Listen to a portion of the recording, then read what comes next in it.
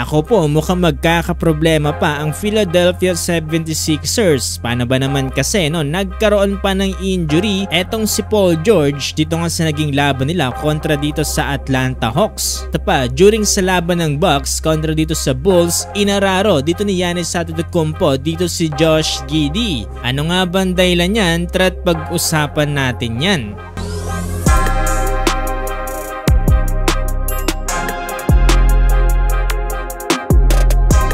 Pero bago yan, baka gusto nyo subukan itong NBA Basketball Size 7 na Molten. Dating 1,888, ngayon ay mabibili mo na lamang ng 257 pesos. 86% off ngayong araw sa Shopee. Click mo lang yung link sa comment section. Ito na nga bang sinasabi dito ng mga fans patungkol nga dito sa NBA preseason? Di kasi ngayon ang mga opinion patungkol nga sa pagkakaroon ng NBA preseason. Ilang isa nga sa mga pinakadahilan nito ay hindi nga daw naglalaro masyado ang mga all-star dahil iniiwasan nga na magkaroon ito ng unwanted injuries. At eto, nasampulan na nga dito ang Philadelphia 76ers dito sa naging laban nila kontra sa Hawks. At ang mas masakit nito, si Paul George pa ang naapektuhan ng unwanted injury na ito. During kasi dito sa second quarter, nag-hyperextend ni etong si Paul George dito nga kay Jalen Johnson.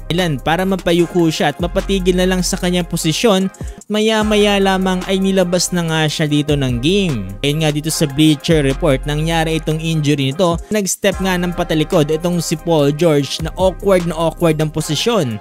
Naman dahil dito ay hindi na nga naiwasan na magkaroon siya dito ng injury. Dahil nga sa nangyaring yan, hindi na bumalik dito sa game si Paul George. Although nanalo naman ang Philadelphia 76ers sa final score na 104-89 at nakapagtala pa si PG-13 ng 8 points.